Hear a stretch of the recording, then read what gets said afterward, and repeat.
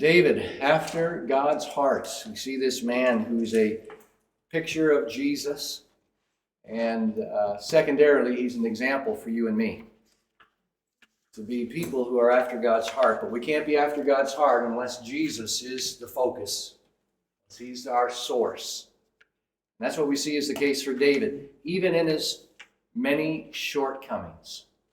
And we see the grace of God at work in David's life, and we see how far he had fallen, how greatly he had sinned in many different ways, which is such a comfort to you and me, where we realize, if God can forgive the likes of David, because I've spoken with people over the years and teaching about David, and they'd say, you know what, I don't like David.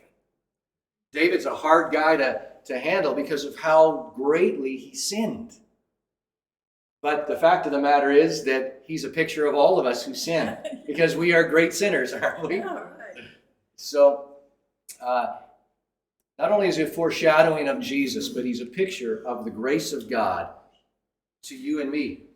And through it all, David is referred to as what kind of a man? A man after God's heart.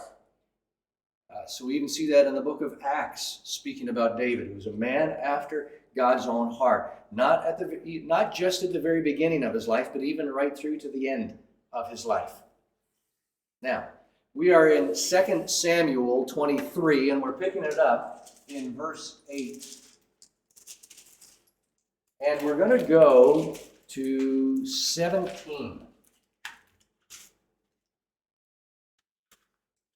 Now, I'm going to be lenient on our readers because this is a list of some of David's mighty men, 37 of them. And some of these names are quite the doozies so far as we English speakers, readers are concerned. So where there's need, fake it till you make it. All right, just fumble through it if you need to, and we'll work around it. Past the first sentence, we're doing You have through the first sentence. If you need help, I'll throw it in, all right? a lot of letters in that man's name. Way too many. These are the names of the mighty men whom David had. Joshi-Habath, a Tahkemonite, something like that. Mm-hmm. He was chief of the three. He wielded his spear against 800 whom he killed at one time. Next to him, among the three mighty men, was Eleazar, the son of Dodo, the son of Ahohi. He was with David when they defied the Philistines who were gathered there for battle, and the men of Israel withdrew. He rose and struck down the Philistines until his hand was weary, and his hand clung to the sword. And the Lord brought about a great victory that day, and the men returned after him only to strip the slain. Next to him was Shammah, the son of Agi, the Hararite. The Philistines gathered together at Lehi, where there was a plot of ground full of lentils, and the men fled from the Philistines. But he took his stand in the midst of the plot and defended it, and struck down the Philistines, and the Lord worked a great victory.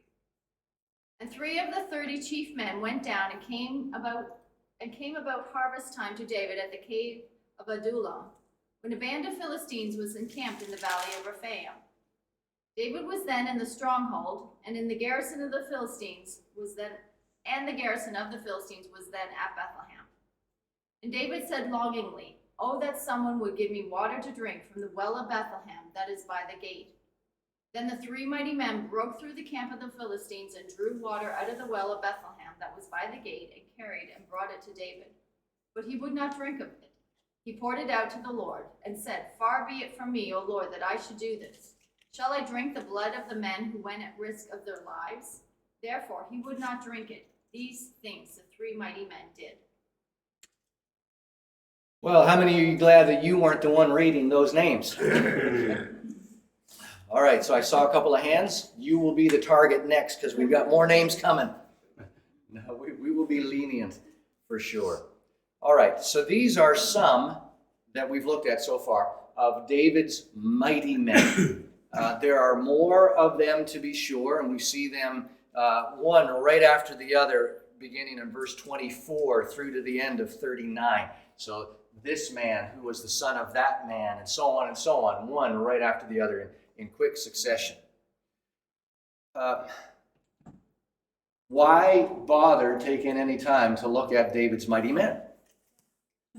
They were quite impressive with what they did. All right, so they were quite impressive with what they did, at least those that are detailed specifically here with the first 6 or 7 of them before we get into just one right after the other.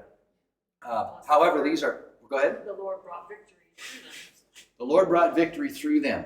Now, we've been looking at various aspects of David's life, or David himself, or events that have been taking place as a foreshadowing of Jesus, haven't we? Pictures of Jesus. And not only was it when you would just read one chapter and you'd see an element or 2 or maybe 3 where you'd see David represents Jesus in this way or that way. But then we began to see from chapters 11 onwards that we would see sections that the entire storyline of what was entailed for that period, like 11 and 12 with David and Bathsheba and the child that was born to them, and the picture that entire aspect portrayed regarding Jesus. And then with Absalom, who was looking to overthrow, taking all those actions to overthrow his father's throne. And so the numerous chapters that covered, and then how that pictured Jesus. Now, last time we were together, we had looked at this last song of deliverance that David spoke coming on the end of his life. So here we are, a list given to us of David's mighty men. We see a picturing here of the gospel story, in a sense, in the names of these men. Now, these men did mighty exploits. Really, what they did, they should have died, right? Like your average person, your average man would have died in their attempts of those exploits. Now, nevertheless, how were they able to accomplish these exploits? Because God was with them, right? But they should have died. They should have been dead in the things that they had encountered. So even in that picture, we see with these mighty men, these were pictures of men that should have died but did not. In that sense, Jesus, who died but did not remain dead. So as a picture of the mighty men, Gibor is the word in the Hebrew, mighty, the one who is valiant. Gideon was referred to as one of these mighty men. Greetings to you, mighty man of valor, right? But how was he mighty? It was only by the Lord who was with him. Greetings, mighty man of valor. The Lord is with you. So it was only by that means that he could be referred to as such.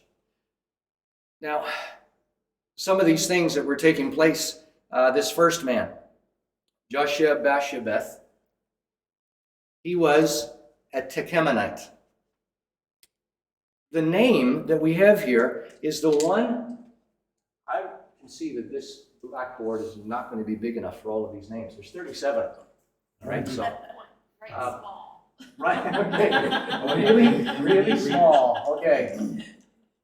Okay, there's. Get Debbie up there, she knows, she writes so tiny. It's going to have to be bigger than that. I'm going to be writing and erasing, all right?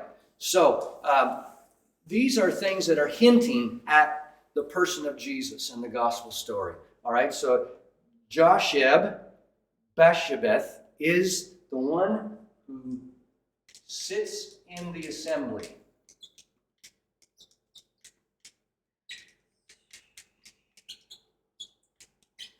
The Tekemonite, or the Tekemite, is one who is wise. One who sits in the assembly is wise. The picture of Jesus here is how? Think of him in the midst of the assembly, in the midst of the congregation. What does he do? What does the psalmist tell us that he do? That he does, even as quoted by the writer of Hebrews in chapter 2. What is it? I'll declare your name in the midst of the assembly, the congregation. And of course, there's no one like Jesus who is wise.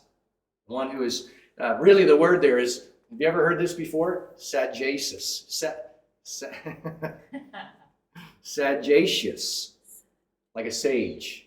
One who is like a sage. Sagesse. Pardon me? In French, it's sagesse. Sagesse. It's easier to say than sagacious. So sagesse, one who is wise. So can we go to Psalm 22 just for a moment? And then also be aware of the fact that that's found in Hebrews chapter 2. So Psalm 22.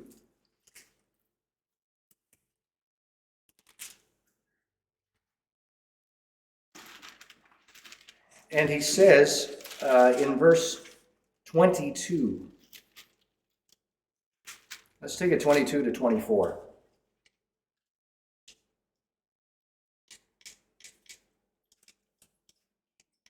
Not read until he's done speaking. You're all good. You go right ahead. I will declare your name to my brothers. In the congregation I will praise you. You who fear the Lord, praise him. All you descendants of Jacob, honor him. Revere him, all you descendants of Israel. For he has not despised or disdained the suffering of the afflicted one. He has not hidden his face from him, but has listened to his cry for help. I'll sing of your name. I'll tell of your name in the midst of the assembly, in the midst of the congregation. So the one who sits in the assembly. Now, not every one of these names is going to have a scripture reference to it, but we're going to see the aspect that it relates to, at least in a passing glance, to Jesus, Yeshua. Now, performing many mighty works, this man, wielding the spear so that he killed 800 men at once. It's pretty audacious. How come they don't mention how many men he had in his troop? Which man? He didn't kill all those people by himself.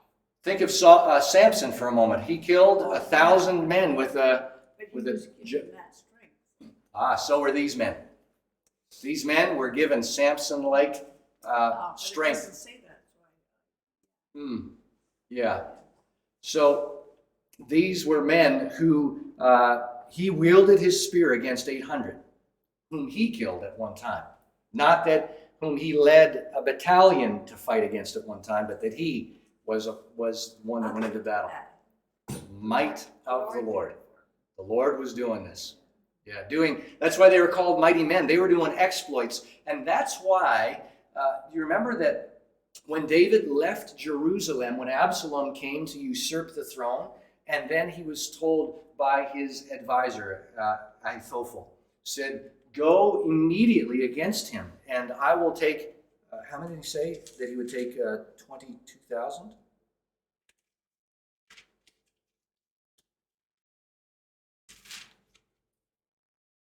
Uh, 12,000. Let me take 12,000 men, I will go against him. So that was the counsel of Ahithophel, that I'll go against him. But he was, when the other counselor was consulted, he said, no, David, he knows what he's doing. He's a fighting man. And that God, with these mighty men, when Saul was in pursuit of them, when they were in Ziklag, remember when they lived in Ziklag? It's been a while since they've been in Ziklag. But when they were living in Ziklag, what did David do with these 600 men? And of those 600 were these 37 mighty men. They would carry out raids against armies that are much larger than them. Do you remember that Saul said to David, I want you to become my son-in-law, and here's the price, 100 Philistine foreskins. And David came back with double that amount.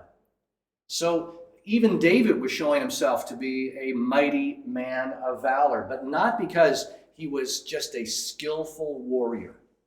God was with them and giving them mighty exploits.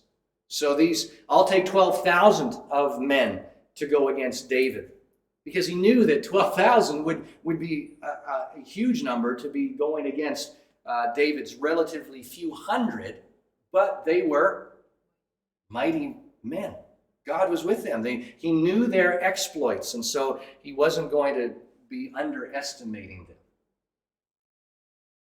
We've got the next guy, Eleazar, the son of Dodo, the son of Ahohi. Now, Eleazar, the one that means God is helper, helper of the beloved and the brotherhood. That's what these names mean. God is helper of the beloved and the brotherhood.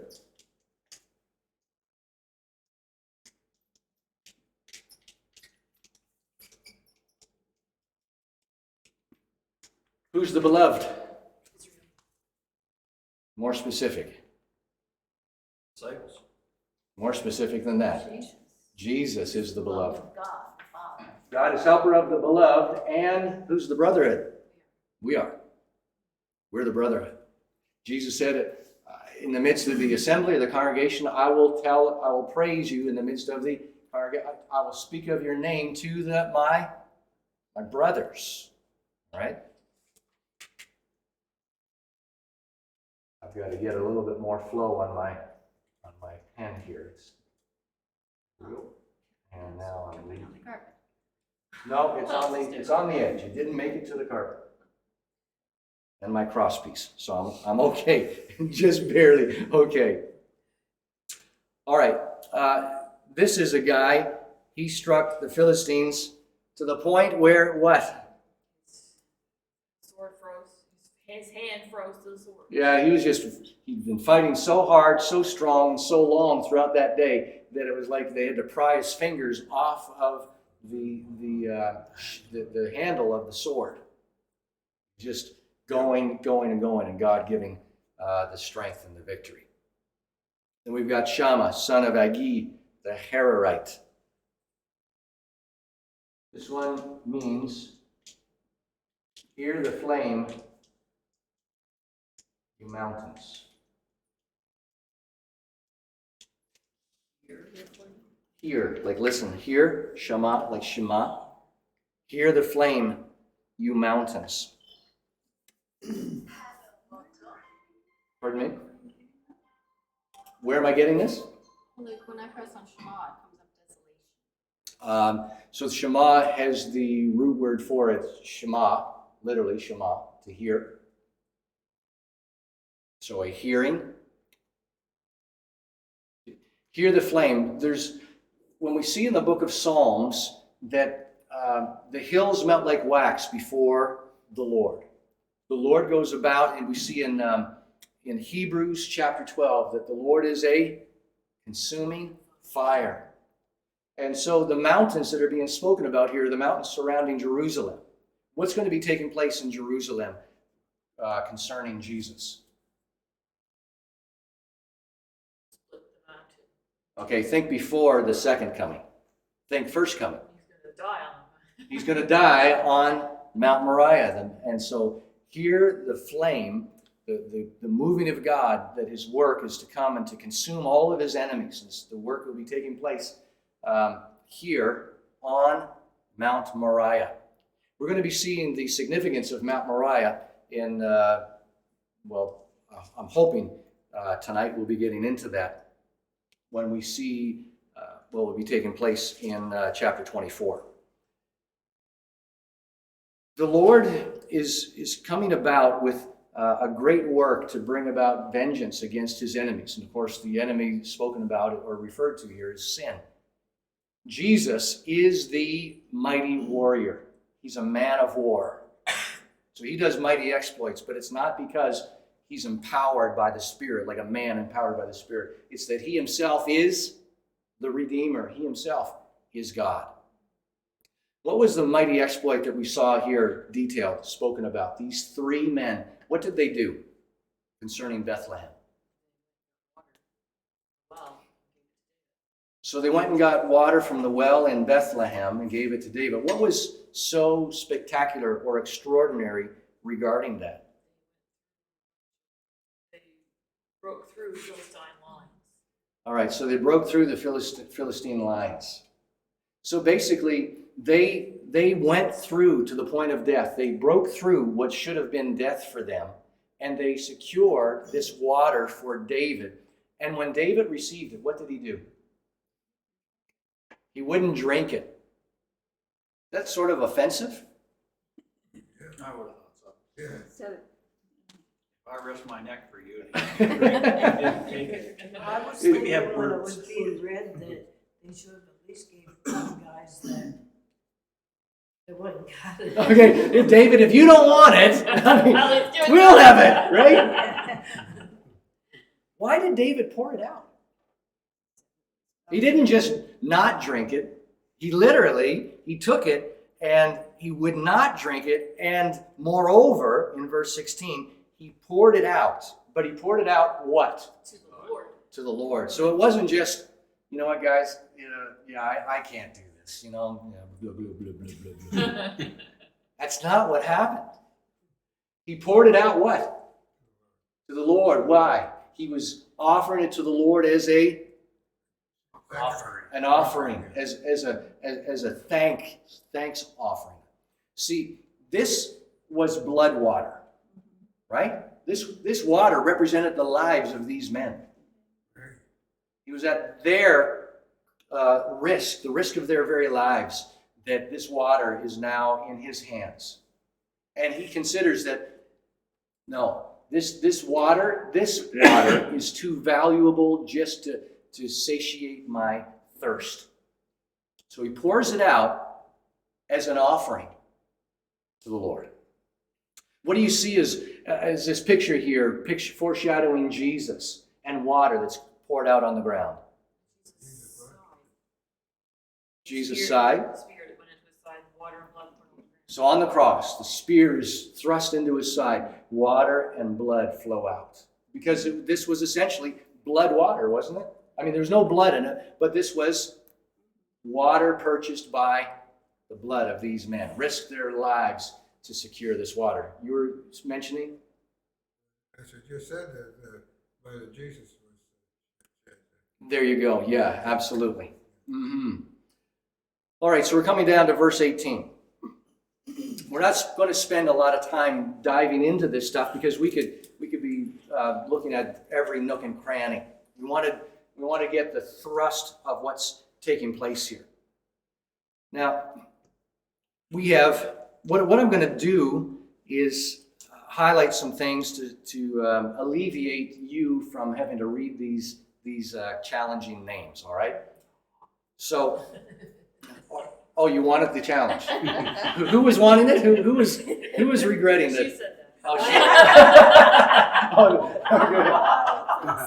good. It was her.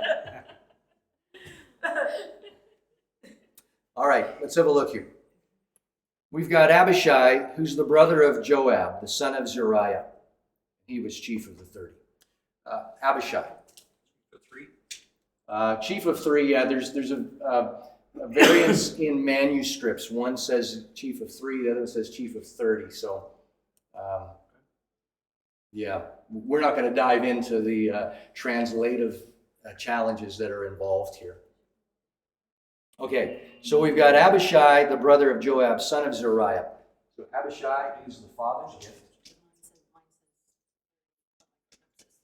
Yours is the opposite. All right, so father's gift, relative, or a relative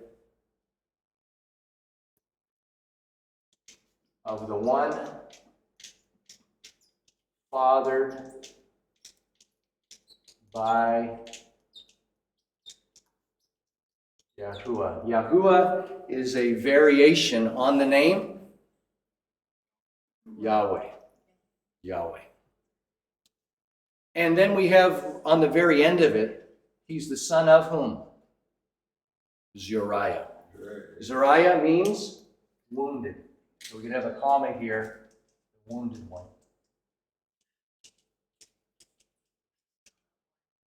What are we looking at? Spelling which one? Oh, I got Oh, it. you've got it. All right. Zeruiah. Zittite. Pardon me? No, I'm just being me. Oh. Uriah the Hittite, Zuriah the Zittite. Okay, you've transposed. Gotcha.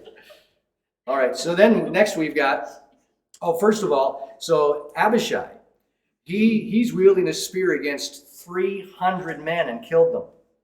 So these exploits, they just, they continue and continue, right? So he's David's nephew, right? All right, so he's wielding this spear against 300 men, and he kills them. And then he becomes the most renowned of the 30 and became the commander of them, although he didn't become part of the first 3 that we've already looked at. But this is a man who's performing mighty exploits. Then we've got Benaiah. Benaiah. He's the son of Jehoiada, and he also was a valiant man. This is what his name means. We're starting to run out of room already. We have what we need?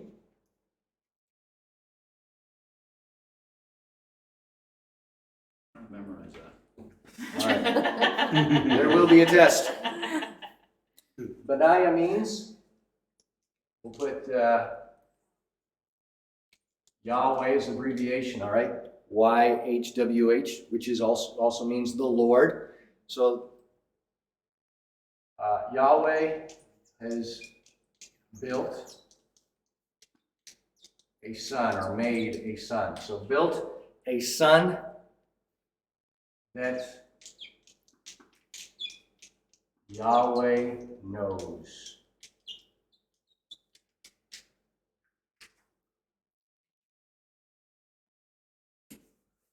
Means this close and intimate relationship between the Father and the Son. And this man, Benaiah, he goes, he's also a doer of great deeds. He strikes down 2 what? Moabite. Yeah, Moabite. Two of the Mighty Moabites' best men. All right, so we've got 2 Moabite warriors. The word in Hebrew is Ariel, which is an untranslatable word, but the closest word that we have to it is lion. So 2 lion-like men, meaning that these men were ferocious. It says he also went down to a pit. So We'll look at that in just a sec. Yeah, that's secondary to these 2 men that he kills. Arabs and Persians call any brave men Ariel. Right. So Arabs and Persians call brave men, anyone that is a brave man, they call them Ariel. So lion-like men is reference to like a brave heart or a lion-hearted person. Okay?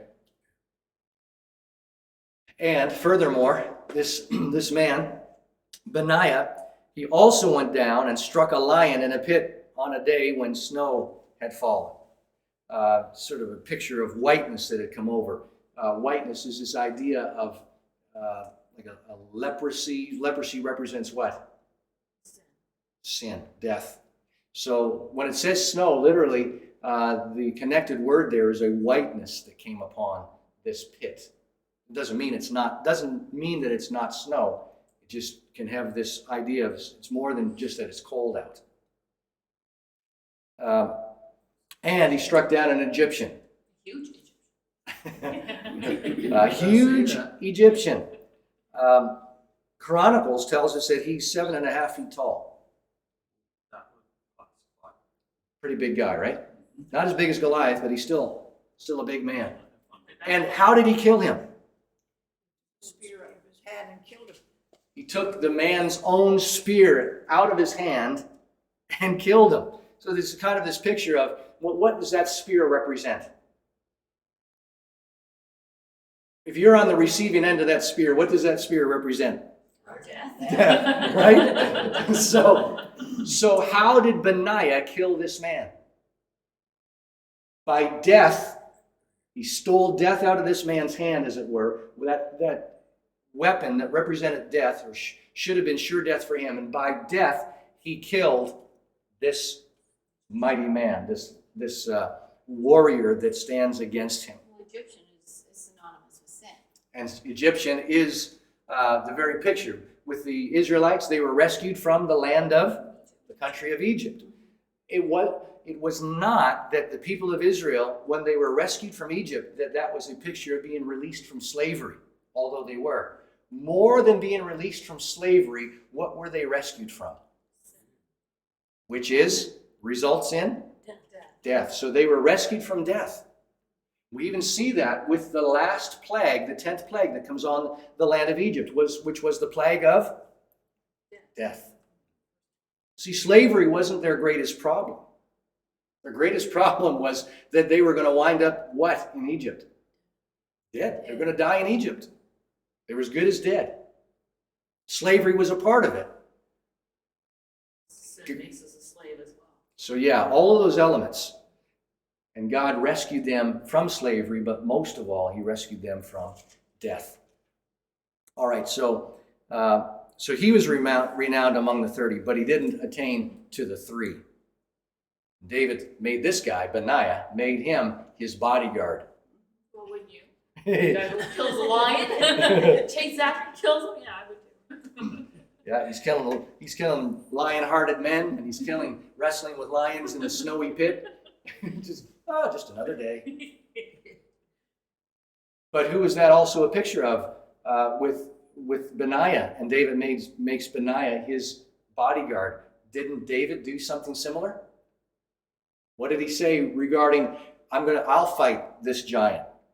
Because when your servant was in the field with my father's sheep, there was a lion, and at another time there was a bear.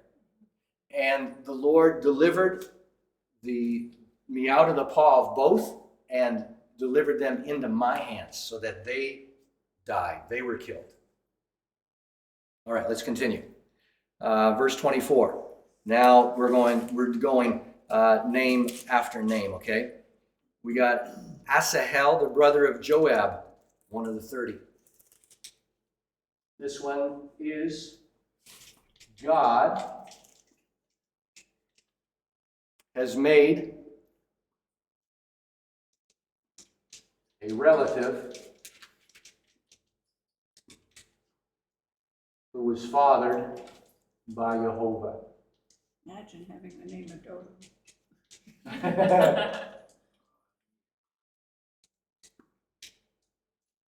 That's something different though. So Yahweh. I guess I should have done that. I didn't consider that. It would have. Oh, look at that. It happened. You're making a mess. I'm making a mess on my papers. Thank you. Yeah, don't get it. My wife, don't get it on your clothes because that means more work for her. No, this isn't permanent. This one's not permanent. No, this is just water soluble chalk. The other one was. All right, you said imagine having your name as being Dodo. Yeah. But what does Dodo mean? Dumb bird. Okay, in English it means a dumb bird, right? Dodo bird. But in Hebrew, Dodo means? No, it doesn't mean dumb bird. What? We forget. I erased it. It means beloved. Dodo. So think of it not as dodo, but dodo. All right? If you're not looking how it's written and you hear dodo, then you're not going to be necessarily thinking, that extinct, stupid bird. But we're seeing this picture of the one who is beloved. So then we have Elhanan of Dodo, meaning that God is great. Why don't you just speak? How about I just speak them, all right? Takes more time to write, and I'll give you my notes afterwards if you're taking notes and you don't get everything written down. Try to take it as slowly as possible. It means God is gracious, or a gracious son. So let's look at gracious son of love, and he was from where? Bethlehem. Where was Jesus from? Gracious son of love of Bethlehem. I got a big question. House of bread, yes. Yeah. I got a big question. Is that the first time Bethlehem was mentioned? Is this through to Is this the first time Bethlehem? No. Bethlehem is mentioned prior to this. You'll see it in Genesis chapter 32, 31. Oh, that's soon. Yeah. Genesis.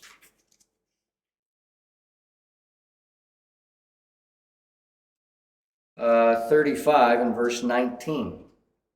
Rachel died, and she was buried on the way to Ephrath, that is Bethlehem. Oh, yeah. Yeah, so which is Bethlehem. So that's right in the text, Genesis 35, verse 19. That's what comes to mind as what I can recollect as being the first occurrence. That is the first occurrence. So it just so happens that One more question. Well, I was the only fool asking that question. there's no fool that asks good questions or asks questions. So no question is a bad question. Oh, All right, unless you're intentionally trying to make it a foolish or a silly question, but that goes without saying. Okay, Shamath the Harodite. It means, his name means here, and shudder in fear. Because what God is doing through the cross, through the ministry of Jesus, it's something where, what did the ones that were at the cross, what did they do when they saw that Jesus had died? Or even when he was on the cross prior to his death, what did they do? Shook their heads, just like, and beat their breasts, like, how can this be? Must have been the Son of God, is what they seem to say. Yeah, one of the centurions, he said that surely this was the Son of God. Yeah. They shuddered in fear. Then we have Akika the Herodiite. It means the God of rejection, shudder and fear. So those who refuse or reject the sacrifice of God. God of rejection, shudder and fear. And they shower from the same place. Mm-hmm. Then we've got Helez the Paltite, one who was stripped and delivered. And of course, Jesus indeed was stripped, and through his death, we see that he was delivered, and he became our deliverer, deliverance. Ira, son of Ikesh the Tekoite, it means awake the son of falsehood with the trumpet. Now, how is there awakening of the son of falsehood?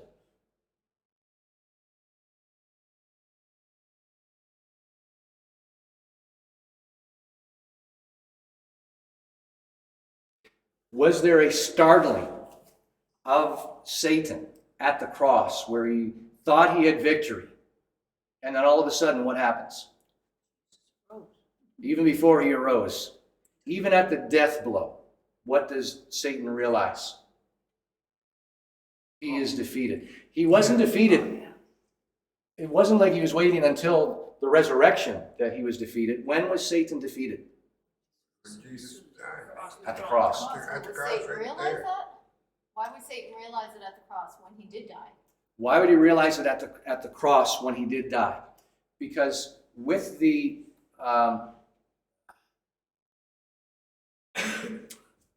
realizing for Satan, I guess that might be But Satan did too know. presumptuous.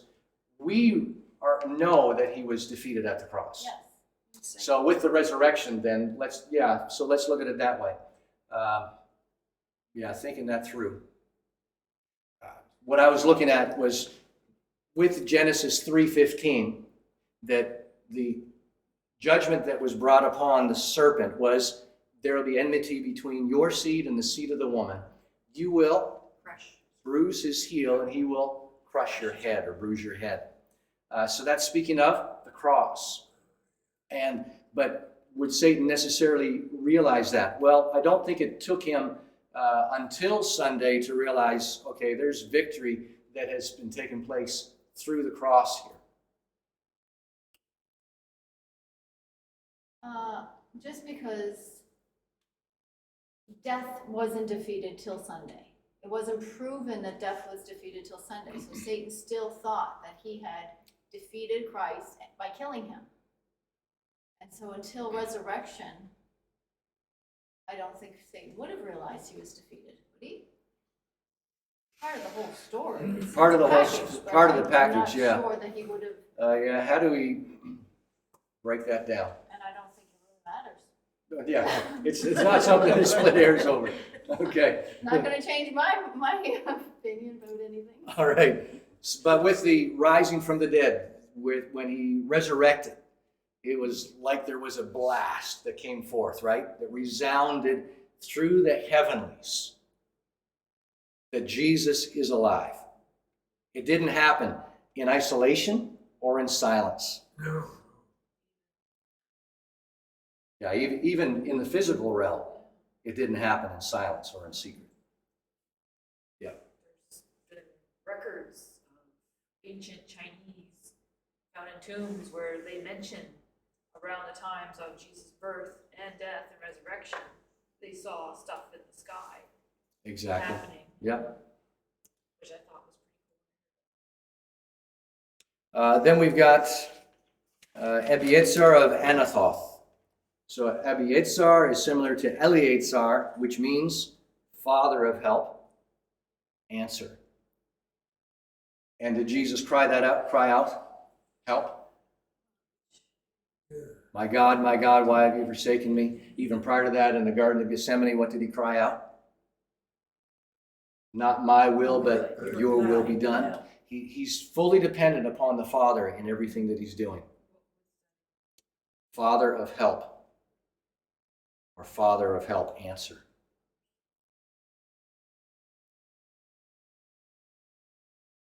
Mebonai the Hashathite means build in haste. God brought about the victory quickly. Build in haste.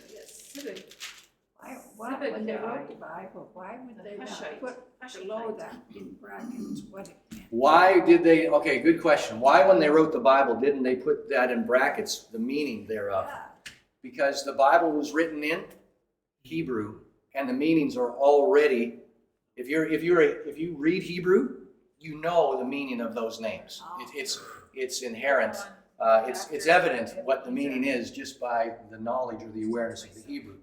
But the translators don't take it to translate it and put it what the meaning is. All of a sudden becomes an interpretation or an addition to that translation.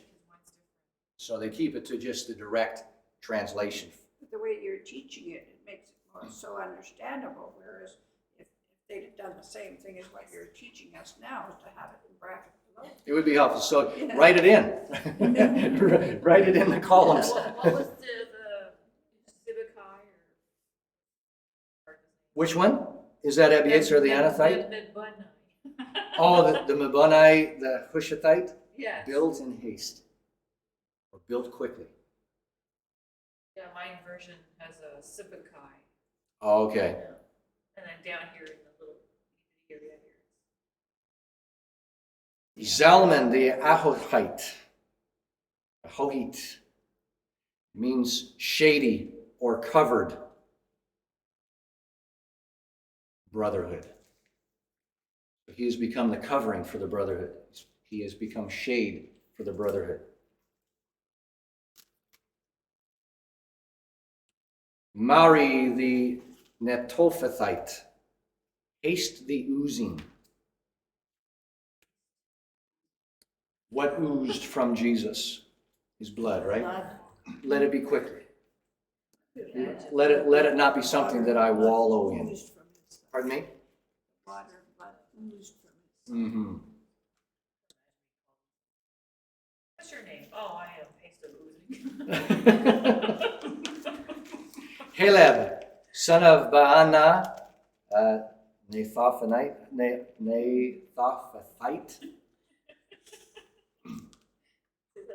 It means fatness in the sense of the best, all right? Fatness, not somebody who's obese. It's not, when it's saying fatness, it's not talking about somebody that is overweight. It's fatness in the sense of The best. the best, all right?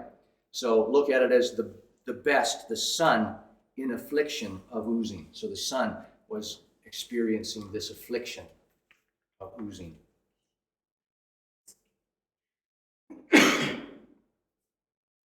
Hittai, son of Bibai, of Gineah of Benjamin. Near is the son of contention of the hill, the son of the right hand. Near is the son of contention of the hill. Jesus was crucified where? On a hill. On a hill, but not Calvary as being a hill, because we say, on a what? Far away. On a what? On a hill. But he wasn't crucified on a hill in that sense. So he was crucified at the foot of a hill, Calvary, but what hill was he crucified on? Mount Moriah, right? The son of the right hand. Benaiah, the Pirathonite.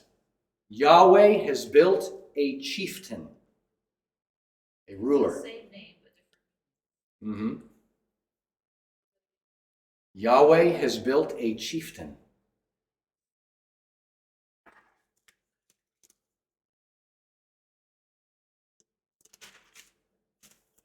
Then we've got Hiddai of the brooks of Gaash. Means the rejoicing or the glory of Yahuwah, so Yahweh. The rejoicing or glory of Yahweh out of quaking. What was the quaking? The cross, right? Abielbon the Arbathite means father of strength of house of Judah.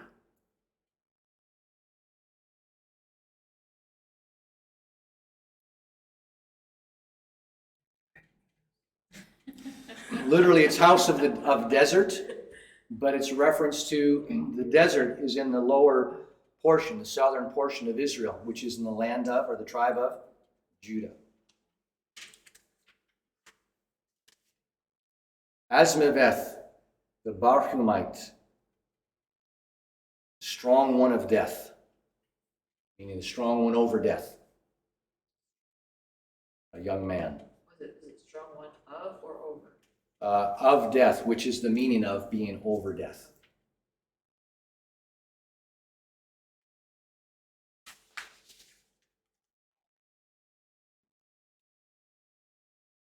Eliabah the Shalbonite, my God will hide in foxholes, a place that is hidden away. Tomb. Son of Jashan, Jonathan, which means sleep, Yahuwah's or Yahweh's given one.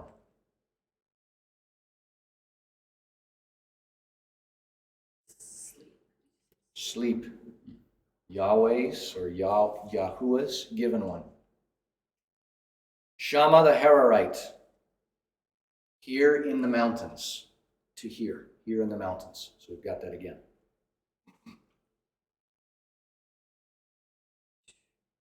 Ahim, son of Sharar the Hararite.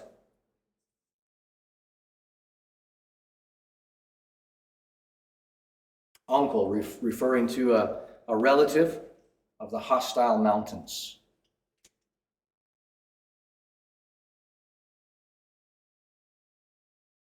What was that again? Uncle or a relative of hostile mountains. The Ahim. Ahim, son of Sharar.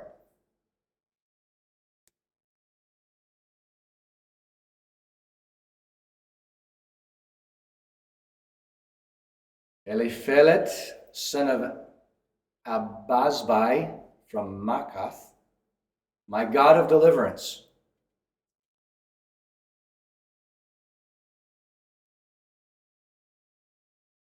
The light that is sought out or searched out, who was pierced.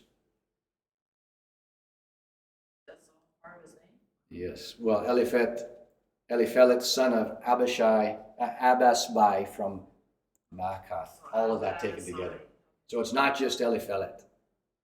It's that entire designation to this man with those names, the place. Okay, light. My God of deliverance, Okay, the light that is sought out or searched out, who was pierced.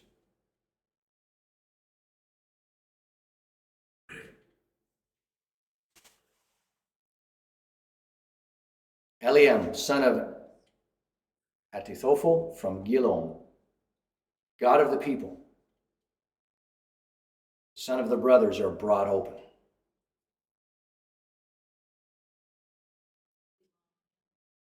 God of the people, son of the brothers who are brought open.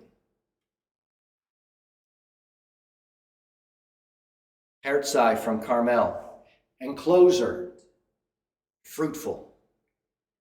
So the one who surrounds us and causes us to be fruitful.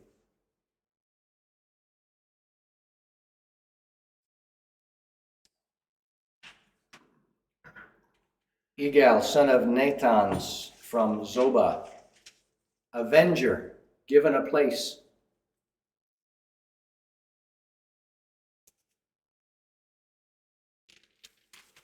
what was the other one? Avenger, given a place. I think you forgot one though. I forgot one. Carbide. Parare from Arbi, the Arbites. A yawning ambush. So what appeared to be of no effect, Jesus in the grave,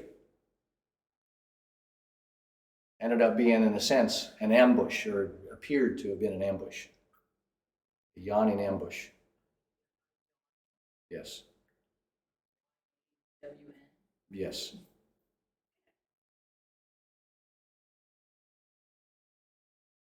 Then we've got Naharai from Beeroth, armor bearer to Joab of Zeruah. Sleeping wells bear the armor of the one that Yahweh fathered, the wounded one. Bear the armor. Sleeping wells. Bear. So formerly those who were dead are made alive through Jesus. Bear the armor of the one Yahweh fathered, the wounded one. So we bear up now the armor of God. Bear the armor. Ira from Ithra means wakefulness, the excess, referring to the remnant. Wakefulness or awaken, the excess, the remnant.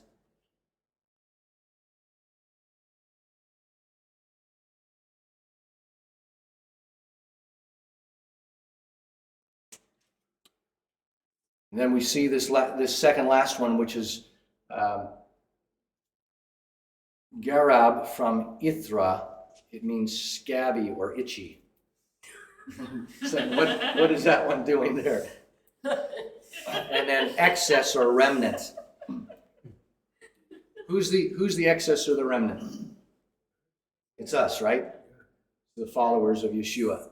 And the ones that are, it's not that we have an itch or a scab. It means that to those who are not followers, we become like an itch to them. An aggravation in that sense. Lastly, Uriah the Hittite, flame or a light of Yahweh.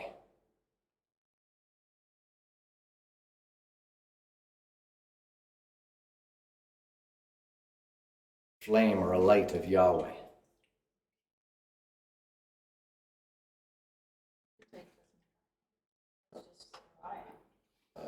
I'm sorry, a terror is on the end. I missed that last part. A terror. So like Paul says, knowing the terror of the Lord, we convince men, or knowing the fear of the Lord, we appeal to men to be reconciled to God. I'm missing Jonathan, son of Shammah,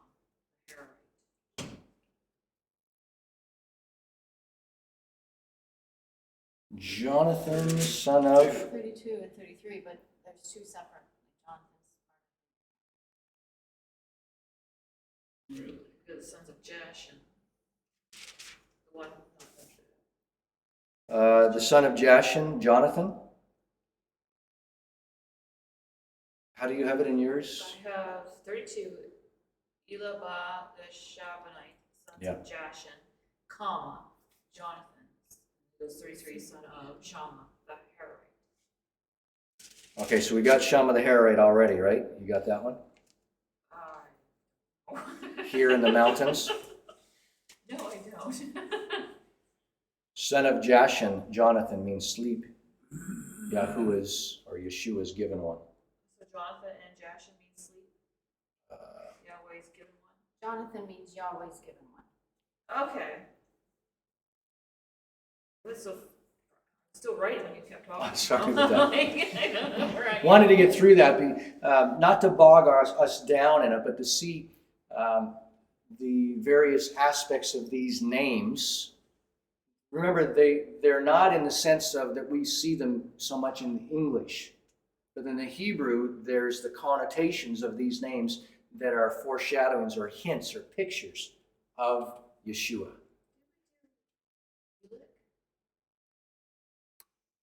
Selek from Ammon, Yeah. split a tribe.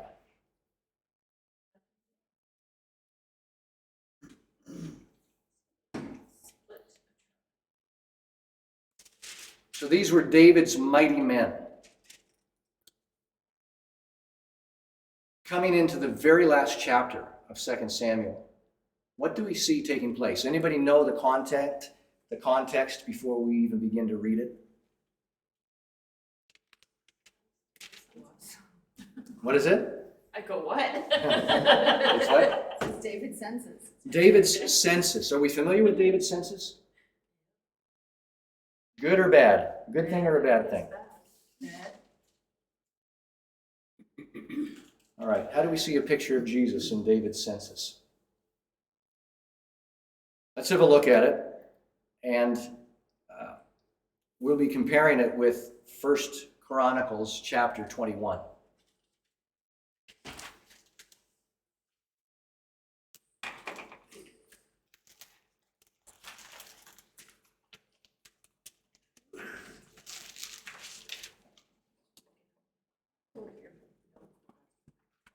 Can somebody read, who we at next? We read verse 1 of chapter 24, and then verse 1 of 1 Chronicles 21.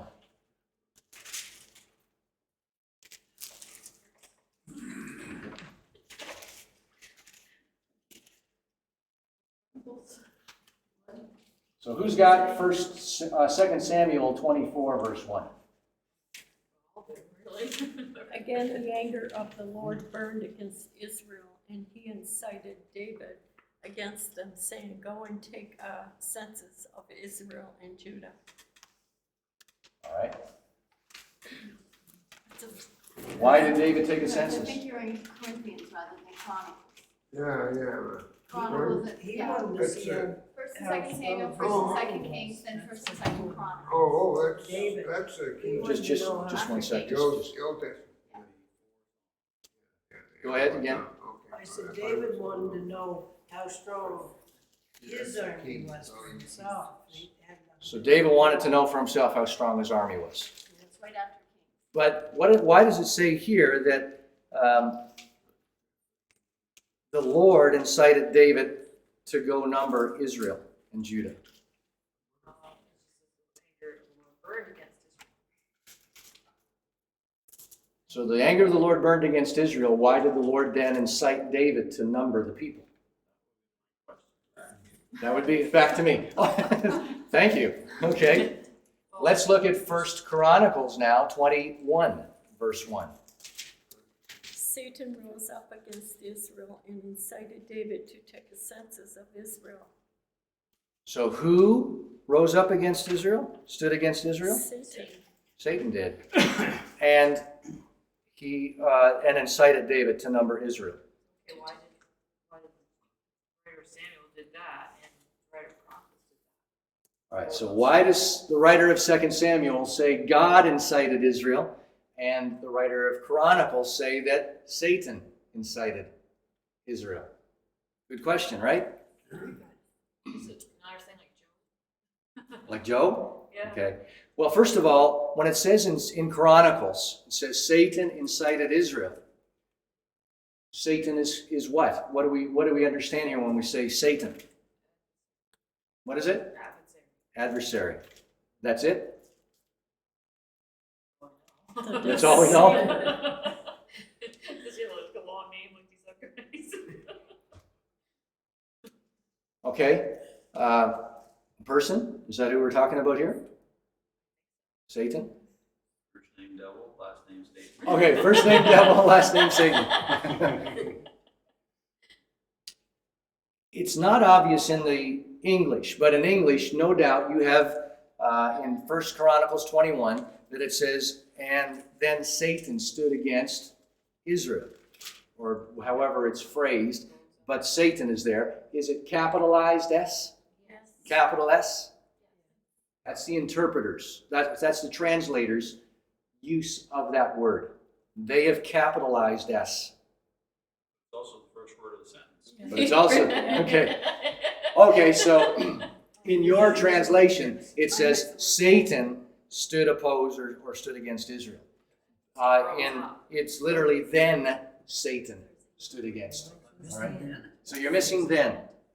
Nevertheless, in the book of Job, we have an account of who are we introduced to first. Before we consider Job, who are we introduced to?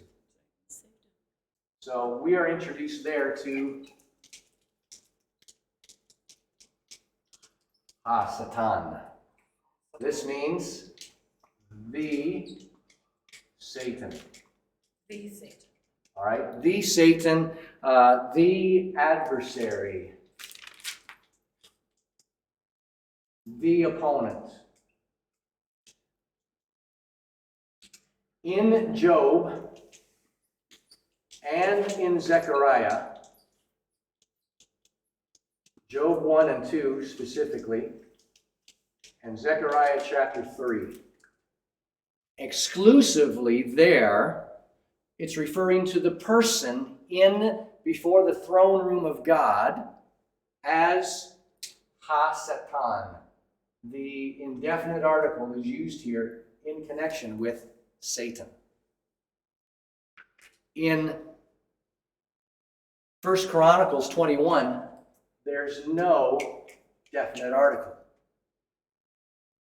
So that means it can mean just then an adversary, then an opponent, meaning it could be an army that's rising up against Israel and threatening Israel. It has that potential there. We have this idea, so we even have the angel of the Lord back in Numbers chapter 25. Numbers 22. This is concerning Balaam and the donkey. And what happens when Balaam's donkey is going and sees the angel of the Lord? What does the donkey do? Stops, right? And then Balaam continues to push, and then she does what? Crushes his foot against the narrow passageway. Yeah. And then she goes underneath him. She just lays down. Why? Because we read that the angel of the Lord stood to Satan him, to oppose him. Stood as an opponent to Balaam, Satan. Is the angel of the Lord Satan? No. So you get rid of the capital, and it's just Satan, which means adversary. It could have been like an enemy nation. So it could have been an enemy nation, an enemy army that God was using. Nevertheless, it still says that an opponent came against Israel, inciting David to number the people, whereas in Samuel it says God incited David to number the people. Which is it?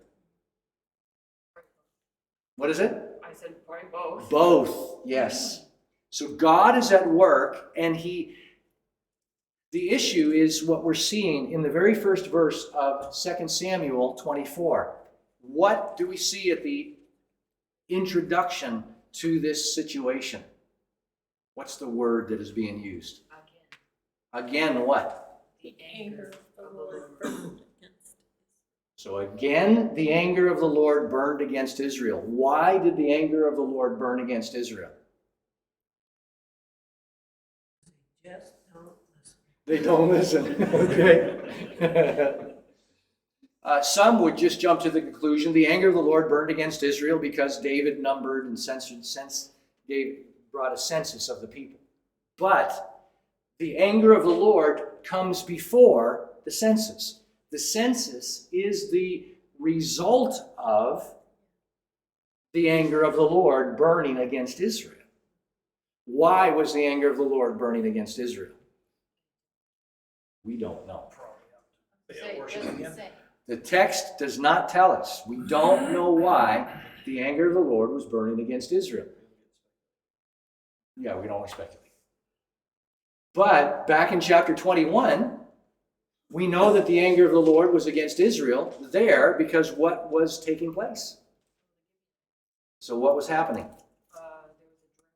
So there was a drought for 3 years because of the sin of the people. The nation was held accountable because of Saul's actions, basically because they were compliant with what Saul had done. And so the Lord brought judgment against them in the form of a 3-year drought. We don't know what they had done here to kindle the Lord's anger. Would that result in famine? The famine? Yes. The famine is a drought. A famine. A drought causes a famine. Yes. Yeah. So no rain results for a prolonged period of time, results in no crops, which is famine. Now, what had taken place recently in the text? What had been taking place is that the rebellion of Absalom, and many of the people of the nation rose up in support of Absalom. Shimei had come against David, rebuking him, and many were numbered amongst him. There were many that said, "No, we will not take you back as king." Could that be part of what's being judged here? Possibly. We don't know, but possibly. But we need to see that it's not just that David decided all of a sudden he's going to have a census and then God judges that. God is judging the nation of Israel and allows, this inciting David means that he allows an adversary, an opponent, whether or not it's Hasatan, there's no definite article. So an adversary came against Israel. And as a result, David decides whether or not it's a spiritual adversary or it's a physical adversary. He has decided he's going to number the people. He could have chosen not to. As a matter of fact, Joab and the rulers of the nation of Israel are coming to David and said, "Don't do this thing. It's not good. It's not right. Don't sin against the Lord by doing this." But David refused to listen, and he went ahead with the census. So he had the option to abandon the census, right? But he went ahead with it just the same. So God was bringing judgment against the nation of Israel, and this is one of the means that he's doing it. But is it for the purpose of bringing judgment or destruction upon Israel? Is that God's intent? He's just looking for a reason to judge or to harm or to hurt or to come down? Always to turn them back, turn the individual or the nation, the group, back to himself. It's always for the purpose of redemption. Always, always, always for the purpose of redemption. And it's up to the individual whether they respond in such a way that they will experience, participate in that redemptive benefit. Now,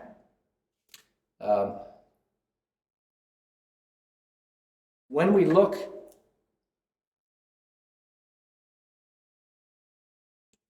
how much do we have time to get into? Pardon me? Yeah, it's already 1:15. Here's what we're going to do. I'm going to task you with reading 2 Samuel 24, 1 Corinthians 21. Excuse me, 1 Chronicles 21. There's no 1 Corinthians 21. Good observation. How many chapters in 1 Corinthians? Less than 21. Less than 21. Yeah, 16. Yes. All right, so what? All right, so 1 Chronicles 21 and 2 Samuel 24. Read those two chapters over this next week. See if you can see what is going on with this census and connections with census in the scriptures. Before this one and after this one. What is God doing? What is God using this event to show as a picture of redemption? And how is it connected to the threshing floor of Arana or Ornan? Depends upon whether you're looking at the Samuel or the Chronicles. It's the same guy, right? So we went by Arana and Ornan, the Jebusite. Pardon me? Depends on what language. It's still Hebrew, either way. Oh, It's still the Hebrew name. So you might have a guy that goes by the name of John, and he's also known as Mark, John Mark. So we might call him John Mark, might call him Mark, might call him John. Okay? Arana or Ornan. Same guy, two different names. That is why we have social transformers. Okay. What is the connection to the threshing floor? What's the important aspect of the threshing floor? What does that have to do with the judgment that is being brought upon the people? Why does God bring judgment upon the people when David is the one who numbers the nation? Where was David's sin? What was the sin? What was it that he did wrong in the census that brought about God's judgment? Was it the numbering of the people itself? Or was there an aspect of that he ignored? So, in thinking it was the numbering, there's something involved in the numbering that he left out. He left out God, and he left out the command of God to the people of Israel concerning a census. In the book of Hosea, chapter 4 and verse 6, the scripture says this: "My people are destroyed for a lack of knowledge." Do you remember when David brought the Ark of the Covenant into the city of Jerusalem, or attempted to do so? What happened? A guy died. All right, who died? Uzzah. So Uzzah died, and then David left the ark where it was. And then, a few months later, they attempted it again successfully. What did they do in the meantime? They checked the scriptures. And they discovered that they did it wrong the first time. They did it according to the way of the world the first time, the Philistines. They did it according to the word of God the second time. And the second time they were successful. David has neglected the scriptures, the instructions of the word concerning a census. And that's where the judgment's coming from. That's why the judgment is happening. Wasn't wrong necessarily for him to number the people, although it's debatable. There's some of the aspect of why he did it. But in doing it, he neglected the instruction of the scriptures. And as a result, there was no way that judgment couldn't come upon the people. What was the instruction? So search it out. Weren't they supposed to only count the men that were 20 years old and older? That's what he did. He counted the number, the fighting men. Everyone was able to draw a sword. So yes, David did that too? Or? that's what he did. Yep. So search the scriptures and see what instructions are given concerning taking a census. What did David miss? And how does it fit into this story of redemption? That's what we'll be looking at when we come together next time.